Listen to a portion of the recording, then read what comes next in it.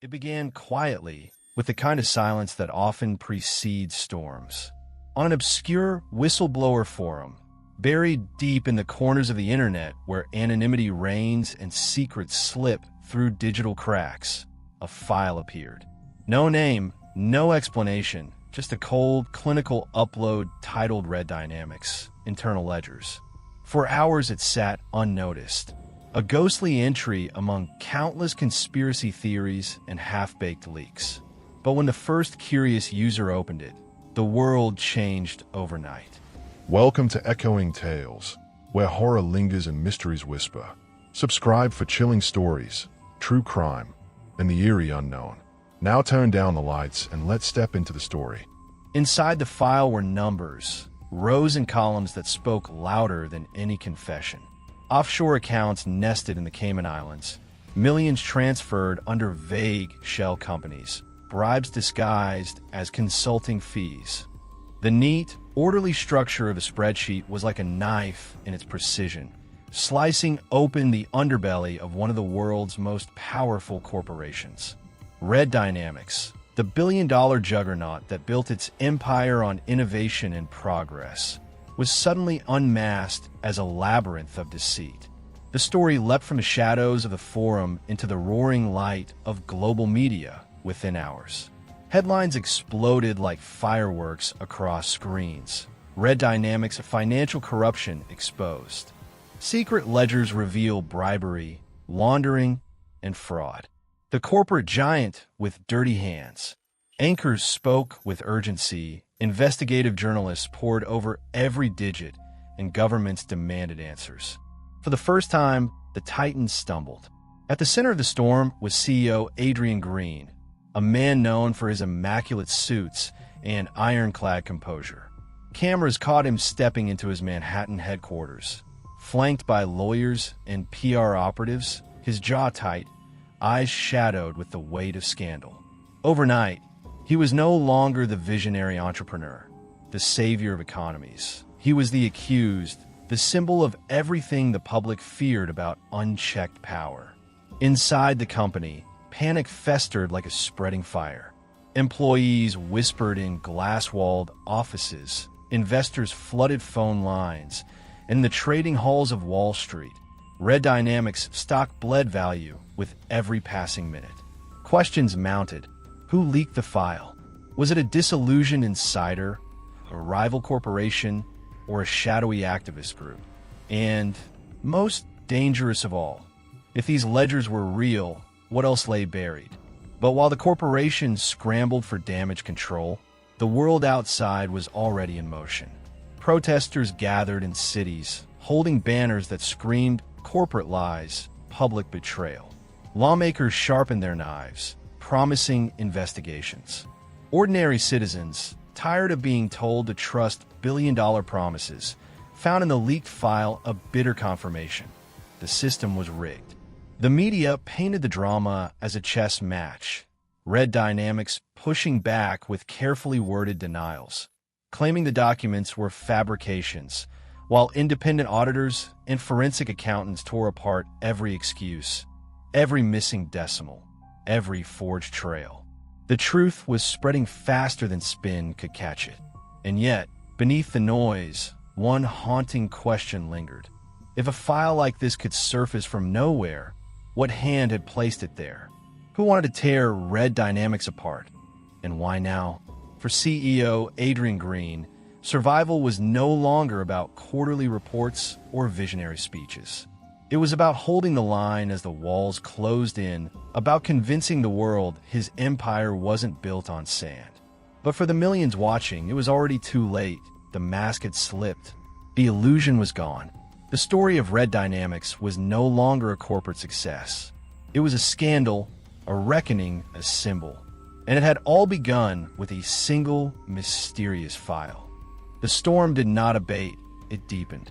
Within 48 hours of the leak, the marble corridors of Red Dynamics headquarters swarmed with regulators, auditors, and federal agents.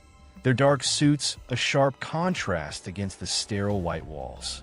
The hum of printers, the clatter of laptops, the rustle of evidence boxes being wheeled out. Suddenly, the building that once radiated power now pulsed with suspicion. The air was thick, every glance cautious, every whispered word carrying the weight of fear. At the center of the investigation, one name rose like a thunderclap from the ledgers themselves. Marcus King, Chief Financial Officer, the man behind the numbers. For years, King had been celebrated as a financial savant, the architect of Red Dynamics' meteoric rise, the magician who could make debt vanish and profits multiply. But now, those same books pointed to him as the mastermind, the hand guiding the maze of offshore accounts, laundering schemes, and bribery channels that bled billions in and out of the shadows. The accusations landed hard. King was summoned to face the board, his face pale under the harsh fluorescent lights, his composure fraying. Cameras caught him leaving the building that evening, his once proud stride broken, his hand shielding his face as questions fired from every direction. "Mr. King, are the ledgers authentic? Did you authorize the offshore transfers? Are you the whistleblower yourself?" His response was the same, over and over, his voice trembling with controlled fury. "They've been doctored. This is not real. Someone wants to frame me." But the world didn't believe him. The numbers told too precise a story. The ledger's trail was too airtight. Transfers linked directly to his authorizations, his signatures, his encrypted access codes. Meetings he attended aligned perfectly with consultancy payments later traced to shell companies. Regulators called it textbook fraud. The board whispered betrayal. Shareholders demanded his resignation. And yet, there was something unsettling about his defiance. Marcus King did not grovel, did not plead. He stared down cameras with an intensity that bordered on desperation, a man clinging not to reputation, but to a truth he swore existed behind the smoke. "This is not my work," he told an interviewer in a rare appearance, sweat shining on his temple. "Someone wants me gone. They've taken my numbers, my name, and twisted them." Still, the evidence piled higher. Emails surfaced, correspondence between King and offshore bankers, memos approving transfers with vague justifications, digital fingerprints that tied his account credentials to movements of millions. Every revelation hit like a hammer, each one driving him deeper into isolation. Even his allies abandoned him. Even Adrian Vane, the CEO himself, distanced the company from his second-in-command, calling the allegations a grave betrayal. The irony was bitter. The man who once embodied financial genius was now painted as a criminal mastermind. Markets responded with panic. Red Dynamics shares plunged further, wiping billions in value. The company's empire trembled. King, meanwhile, became the face of fraud, his photograph plastered across newspapers, his name trending as a curse on social media. Yet late at night, when the frenzy of reporters dimmed and regulators locked their files away, a whisper began to surface. The ledgers were too clean, too perfect, as if written with the intention to damn rather than reveal. Investigators found no whistleblower stepping forward, no original source claiming credit for the leak. The file had appeared from nowhere, without origin, as though designed by an invisible hand. If Marcus King was lying, he was trapped in the most elaborate frame in modern corporate history. If he was telling the truth, then someone had orchestrated a masterpiece, one that could destroy a giant, break its leaders, and topple faith in the system itself. And still, the question lingered like smoke after fire. Who was truly holding the pen that wrote Red Dynamics' downfall? While regulators and board members sharpened their knives, and Marcus King's name sank deeper into infamy, one voice refused to join the chorus. Susan Wither, an independent journalist with a reputation for chasing shadows others ignored, began sifting through the leaked ledgers long after the headlines had already declared King guilty. She wasn't convinced, not by his innocence, but by the precision of his supposed crimes. To her trained eye, the documents were too neat, too damning, almost theatrical in their symmetry. Real fraud was messy. This looked like a script. Night after night, Susan sat in her cramped apartment, the glow of her laptop illuminating stacks of notes, half-empty mugs of coffee, and walls papered with pinned documents. She went line by line, figure by figure, through the Red Dynamics leak. That's when she saw it. A series of payments allegedly authorized by King dated March 14th, but cross-referenced against travel records. He had been overseas at a shareholder conference with half the executive board. An impossibility. The deeper she dug, the stranger it became. Some companies listed in the payments didn't exist. Not as shells, not even as dissolved corporations. A few of the bank routing numbers traced back to institutions that hadn't operated in over a decade. At first glance, the file was a noose perfectly fitted for King's neck. But beneath the surface, it began to unravel, thread by thread. Susan printed one page and ran her fingers across the columns, whispering to herself. This wasn't meant to expose fraud. This was meant to frame it. The realization chilled her. Someone had gone to extraordinary lengths, not just to reveal corruption, but to manufacture it, to ensure Marcus King's destruction appeared unquestionable. The media frenzy, the airtight narrative, the perfect paper trail, none of it felt organic. It was as if the world had been handed a play, and every institution had followed the script without question. Susan's instincts screamed. If the ledgers were altered, then who had the skill, the access, and the motive to orchestrate such a flawless forgery? Red Dynamics itself was a fortress of security, its financial systems monitored by layers of encryption. Whoever planted the file had knowledge of the company's inner workings.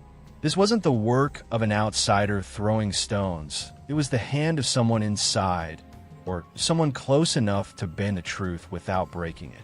But exposing this would not be easy. The world loved villains, and Marcus King had been painted as the perfect one. To suggest the documents might be fabricated was to challenge the wave of public outrage, the regulators basking in their pursuit of justice, and the shareholders desperate for a scapegoat. No one wanted complexity. They wanted blood. Susan pressed on regardless. She began contacting sources, digging through old business registries, consulting forensic accountants who confirmed her suspicions. Some of the financial figures carried anomalies consistent with digital tampering. Metadata buried in the file suggested multiple hands had touched the documents before they appeared on the forum. But the trail was fragmented, like someone had carefully swept up most of their footprints, leaving only faint traces for those obsessed enough to look. And Susan was obsessed. The more she uncovered, the more she realized that Marcus King wasn't the true target.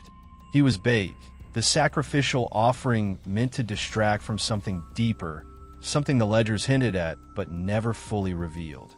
Sitting back one night, exhaustion pulling at her eyelids, Susan whispered into the silence of her apartment.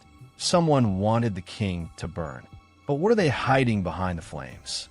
The city outside was restless, protesters chanting, headlines blaring, and Red Dynamics teetering on the edge of collapse. But in the quiet of her room, Susan felt the weight of a larger truth pressing down. The scandal wasn't just about fraud. It was about manipulation, misdirection, an invisible hand guiding the downfall of giants. And whoever that hand belonged to, they were still out there, watching. Susan's search for the truth carried her into places where memory and fear were stronger than facts.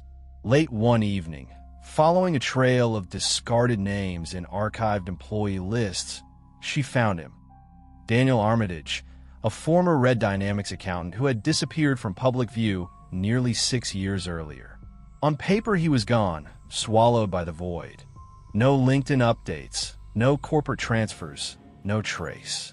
But whispers among financial circles suggested he was still alive, hiding in the cracks between cities, surviving quietly on cash and distrust. It took weeks of coaxing, back-channel calls, and anonymous emails before he finally agreed to meet. The rendezvous was arranged in a half-abandoned cafe on the outskirts of Trenton, a place where flickering neon fought the shadows and only the most desperate came for coffee. Susan spotted him immediately. Daniel was older than his personnel photo, hair streaked with gray, shoulders hunched, eyes darting toward every corner as though expecting invisible watchers. His hands trembled when he stirred sugar into his cup. "You shouldn't have found me," he muttered, voice low and ragged. "They'll know I talked." "Who?" Susan pressed gently, notebook already open. "Them. Always them. You never see them, but they're there, watching, listening. I said too much once. I don't want to say it again." It took time, patience, and a promise of anonymity before his words began to spill. Years ago, Daniel had tried to raise alarms internally. He uncovered anomalies, phantom accounts, transfers that smelled of bribery. But back then the numbers pointed not at Marcus King, but at someone else. Someone higher, someone Daniel refused to name, even now. "I filed complaints," he whispered, eyes fixed on the steam curling from his cup. "I thought the system would protect me, but they came. Not the police, not regulators, them. One day, I was escorted out, my access revoked, my pension frozen. Threats followed me home. Phones tapped, letters slipped under my door. I disappeared because it was the only way to survive." Susan leaned forward, heart pounding. "Then these new ledgers, the files that appeared on the Whistleblower forum, those are yours? Someone leaked what you tried to reveal back then." Daniel shook his head violently, fear sparking in his eyes. "No, those aren't mine. I never touched those files. But the numbers, they feel familiar. I can see pieces of my old complaints in them, twisted, shifted, made to point at someone else. They're recreations. Someone took the bones of what I once reported, stripped them, dressed them differently, and set them loose." His voice cracked, bitterness laced with terror. They wanted King to burn. He wasn't the one before. But now he's the sacrifice. Susan felt a chill roll through her. It was worse than she'd thought. The scandal wasn't just about hiding fraud. It was about weaponizing evidence, taking the echoes of a buried whistleblower and reshaping them into a noose for a new victim. King was never meant to be uncovered. He was meant to be destroyed. "Who was the real culprit, Daniel?" she asked softly. "Who did you point to before?" His hands tightened around the cup, knuckles pale. His lips parted, then closed again. Fear stole the words from him. He only shook his head. "I can't. Don't make me. They're still out there, and if I speak, I'm finished." Susan left the meeting with more questions than answers, her recorder heavy in her pocket, her mind racing. If Daniel was right, then the scandal engulfing Red Dynamics was not exposure. It was a performance. A carefully orchestrated act of vengeance or cover-up. Somewhere in the shadows, the real culprit still walked free, and they had just proven they could rewrite history itself. Susan's notebook had become a battlefield of clashing truths. Marcus King's airtight guilt, Daniel Armitage's haunted testimony, the forged fingerprints of old complaints reshaped into a weapon. But one evening, staring at a wall of printed ledgers and highlighted notes, the pattern snapped into place with a clarity that made her stomach twist. She realized King was never the true story. He was the spotlight, brilliant, blinding, and deliberately pointed in the wrong direction. The fraud was real, yes, but not in King's carefully constructed financial web. The real rot lived somewhere else, buried deeper in the company's machinery. And as Susan retraced the flow of figures, an unlikely trail emerged: the mergers division. Mergers had always been Red Dynamics' crown jewel, the division that acquired struggling firms, folded them into the empire, and painted each move as visionary expansion. But Susan noticed something odd. In the weeks following the leak, several subsidiary divestitures had slid under the radar. Companies that Red Dynamics once owned quietly vanished from their portfolios, sold off to shadow buyers at fire sale prices. No headlines, no scrutiny, because all eyes were fixed on Marcus King. She dug deeper. Public filings revealed assets transferred overseas, dissolved, or sold through third-party shell entities. In the chaos of King's supposed fraud, these deals looked unremarkable, hidden under the noise. But to Susan, they were alarm bells. Red Dynamics was cleaning house, stripping itself of liabilities and toxic assets, while regulators wasted their fury on the CFO. This was never just about King, she whispered into the empty silence of her apartment. He's a decoy. The brilliance of it was cruel. By forging evidence against King, the real perpetrators had created the perfect diversion. Regulators swarmed accounting like hornets, convinced they had cornered the fraud at its source.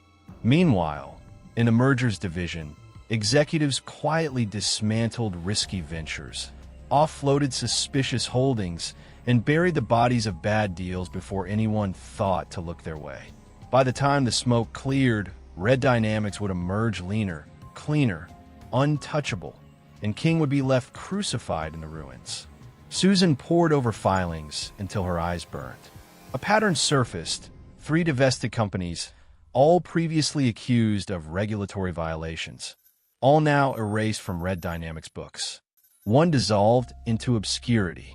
Another reappeared in Luxembourg under a new name. The third, most troubling of all, was sold to a private equity firm with a reputation for vanishing assets into untraceable pools. Billions moved like ghosts through financial corridors while the public devoured headlines about King's alleged bribery schemes. She felt both awe and dread. Whoever orchestrated this wasn't just laundering money. They were laundering history. By weaponizing false ledgers, they had manipulated regulators into providing perfect cover. The scandal itself was the smokescreen. Susan leaned back, exhaustion crashing over her, yet her resolve sharpening. She realized she wasn't chasing a man's innocence anymore. She was unraveling a chess match, one where King had been sacrificed like a pawn while the true players cleared the board. But exposing this would mean more than writing an article. It would mean cutting against the narrative that billions of dollars, multiple governments, and every major media outlet had already swallowed whole. To suggest Marcus King was framed was dangerous enough. To suggest that the real fraud was still ongoing, that regulators had been duped into shielding it, was to invite war with forces capable of erasing people like Daniel Armitage. Still, Susan's pen scratched furiously across the page. Mergers division, asset laundering, false culprit, diversion. The more she wrote, the clearer it became. She was no longer documenting a scandal. She was holding the edge of a conspiracy designed to rewrite corporate truth itself. And somewhere, the true architects of Red Dynamic survival were watching the chaos unfold, smiling from behind their clean, freshly washed hands. Susan had her story. Weeks of sleepless nights, of combing through ledgers, filings, and whispered testimony had brought her to the threshold of revelation. The article was ready, her notes cross-checked, her evidence mounted. The headline alone felt electric, a fuse waiting to ignite. The real fraud of Red Dynamics. How Marcus King became the fall guy. She was ready to press publish, to let truth claw its way out into daylight. But truth rarely survives unopposed. The break-in came quietly, without drama, sometime between the hours of 2 and 4 in the morning. She woke to the sound of her apartment door hanging open, the cold night air drifting across shattered locks. Her stomach dropped as she stumbled through the darkness. Drawers yanked out, papers scattered, hard drives gone. Her laptop, her backup drives, even the old phone she'd kept in a desk drawer, all of it vanished. Whoever had come hadn't been searching. They knew exactly what to take. Her heart pounded as she pressed herself against the wall, staring at the emptiness where her work had been. She wasn't just being silenced. She was being erased. Hours later, when the police filed a perfunctory report, she knew it would go nowhere. The officer's detached tone, the cursory glance at the broken door, it screamed futility. No fingerprints, no cameras, no trail. Just another crime swept into the void. By dawn, the second strike landed. Social media erupted with accusations against her. Anonymous accounts flooded timelines, claiming Susan had fabricated evidence in past stories, that she had been caught staging leaks to inflate her reputation. Old colleagues were quoted out of context, their words twisted into criticisms. A trending hashtag smeared her as fame-hungry, manipulative, of fraud-chasing relevance. Online forums buzzed with proof she had ties to activist groups, that she was on someone's payroll to take down Red Dynamics. Within hours, her inbox filled with death threats, her phone with messages telling her she'd ruined her credibility. The smear was coordinated, precise, and merciless. Years of hard-earned reputation crumbled in a day. Susan sat in her wrecked apartment, staring at the glow of her phone, numb. They weren't just protecting Red Dynamics. They were burning her as thoroughly as Marcus King. And it worked. Calls to editors were met with hesitation, polite refusals. Even sympathetic journalists told her to back off, that the story was poison now. It was then, staring into the ruins of her work and her name, that Susan understood the scale of the conspiracy. This wasn't just corporate muscle flexing against a nosy reporter. This reached higher, into oversight bodies themselves. Regulators who were supposed to hunt fraud had been herded like cattle toward the wrong man, their investigations carefully stage-managed. The smear campaign that now consumed her wasn't an afterthought. It was machinery, smooth, well-oiled, and far too powerful to belong to Red Dynamics alone. The government was in it, or at least parts of it. Oversight wasn't oversight, it was complicity. The realization stole her breath. If this machine could dismantle Marcus King, if it could silence Daniel Armitage, and if it could smear her into oblivion overnight, then it could destroy anyone who stood in its way. And yet, beneath the fear, Susan felt something else ignite: rage. They had broken into her home, stolen her words, twisted her name, but they hadn't silenced her completely. Pieces of her work still lived in hidden places, scattered notes, fragments on encrypted emails she'd sent to herself. Enough remained to fight. She clenched her fists, a whisper escaping her lips, not of despair, but of defiance. You wanted to erase me, but now I know where to look. The conspiracy was larger than she had ever imagined. And Susan Wither wasn't running anymore. For days, Susan lived like a ghost. Phones switched off, laptops stripped clean, cash-only transactions drifting between borrowed apartments. The smear campaign raged on, her name dragged across networks as a cautionary tale of a discredited journalist. Yet the very ferocity of the attack only hardened her resolve. They wanted her silenced because she was close. And then, by chance, she found it, the last thread they hadn't cut. It came through an encrypted message from a burner email, no sender, no signature. Just a line of text and a link. You missed one. Check the shadows. Her instincts screamed trap, but curiosity, that dangerous compass of hers, pulled her forward. She followed the trail into the corners of the deep web, through layers of encryption until, finally, she stumbled upon it. A hidden server housing files too vast to be coincidence. There, in folders marked with meaningless strings of numbers, lay the real ledgers of Red Dynamics.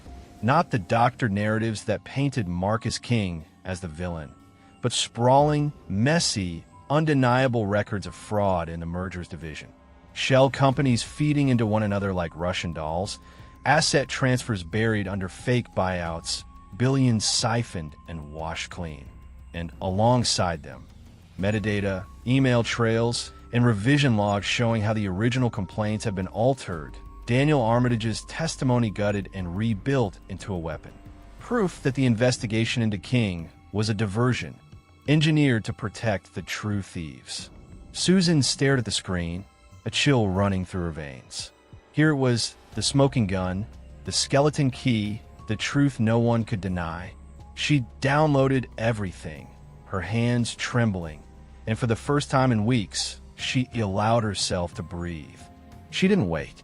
The files went to trusted contacts in independent media, to data transparency collectives, to legal watchdogs around the world. She didn't write a single story. She unleashed the raw data in full, scattering it so widely no smear campaign, no corporate lawsuit, no government gag order could pull it back. By the time Red Dynamics lawyers stirred, the truth had already multiplied, mirrored, and archived in 1,000 corners of the digital world. The fallout was immediate. Newsrooms erupted, anchors breathless as they reported not only on the depth of Red Dynamics fraud, but on the manipulation of the very regulators who claimed to uphold justice. The mergers division was exposed for systematically laundering assets, the timing of their divestitures revealed as a cover operation. Executives resigned in waves. Lawmakers who had defended the company now scrambled to distance themselves, calling for inquiries. Red Dynamics, once a towering emblem of innovation, was stripped down, reshaped under emergency oversight. Its empire shattered, its reputation poisoned. Markets staggered under the weight of the scandal, but ordinary citizens for once felt vindicated, proof that giants could bleed. Marcus King was released from custody, though his reputation remained fractured, his innocence overshadowed by months of public crucifixion. Daniel Armitage resurfaced long enough to confirm his testimony had been twisted, then vanished again into the safety of silence. And Susan, though her name was still smeared by orchestrated lies, became an unignorable force. To some she was reckless, to others heroic, but no one could deny she had detonated the truth. Yet as the smoke cleared, questions lingered like specters. Who had altered the original complaints? Who had the reach to manipulate regulators, to orchestrate the perfect framing of a CFO while siphoning billions from the heart of a corporation? The hidden server had revealed the fraud, but not the architects. Somewhere above the chaos, unseen hands still pulled strings, still watched. Susan sat at her desk, staring at the last line of her notes, the words underlined twice. They cleaned the board. Who's left playing the game? The world had shifted. Red Dynamics had fallen. But the network behind it, the one that could forge, erase, and silence, remained in the shadows, patient and waiting. And Susan knew her war was only beginning. Thank you for watching Echoing Tales. Subscribe, ring the bell, like and share. Stay tuned, because the next mystery is already calling.